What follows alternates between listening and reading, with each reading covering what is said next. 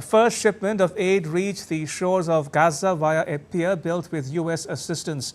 The White House said the additional aid from the U.S. was arriving in Cyprus to be loaded onto ships for delivery into Gaza via the new pier.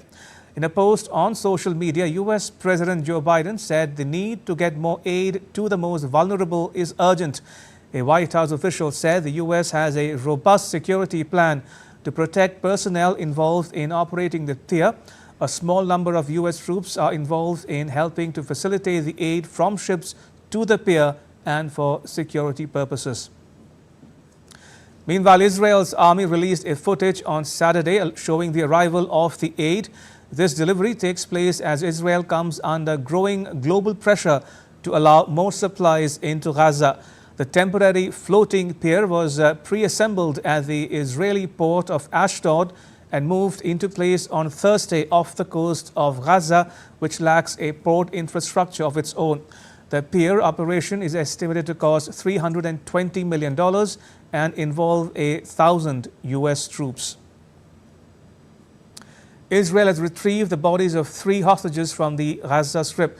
They were identified as Shani Luke, Amit Buskila and Yitzhak Galanta. They were murdered by Hamas while escaping the Nova Music Festival on the 7th of October last year. Their bodies had been taken to Gaza. Israel's government had confirmed the death of German-Israeli Shani Luke, a 23-year-old tattoo artist, in late October. A video that circulated on social media at the time showed her half-naked body slung across the back of a pickup and paraded through Gaza. Israel's Prime Minister Benjamin Netanyahu praised the military operation on Friday. He reiterated his pledge to ensure the return of all hostages, dead or alive. It is with a heavy heart that I share the news that last night the Israel Defense Forces and ISA forces rescued the bodies of our hostages, Shani Luke, Amit Buskila, and Yitzhak Galanta, who were taken hostage during the Hamas massacre on October 7th and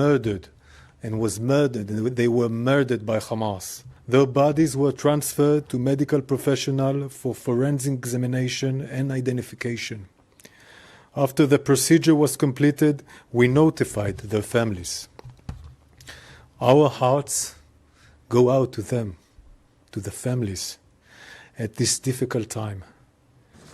We will leave no stone unturned. We will do everything in our power to find our hostages and bring them home. Israel's military battled Hamas in the narrow alleyways of Jabalia in northern Gaza on Friday, even as Hamas attacked Israeli tanks massing around Rafah in the southern part of the conclave. Jabalia is the largest of Gaza's 8 historic refugee camps. The Israel Defense Forces said its troops killed more than 60 militants in Jabalia in recent days and located a weapons warehouse.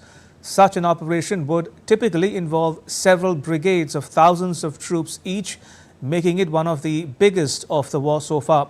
Israel said it must capture Rafah to destroy Hamas and ensure its safety. An Israeli airstrike on the Jenin refugee camp in the West Bank killed a Hamas terrorist. 8 others were wounded in the operation. Israel's military said a fighter jet and a helicopter conducted the strike, which is a rarity in the West Bank. Israel said it struck a compound used as an operations center by terrorists and confirmed the killing of one Islam Khamesseh, who was responsible for several attacks on Israelis.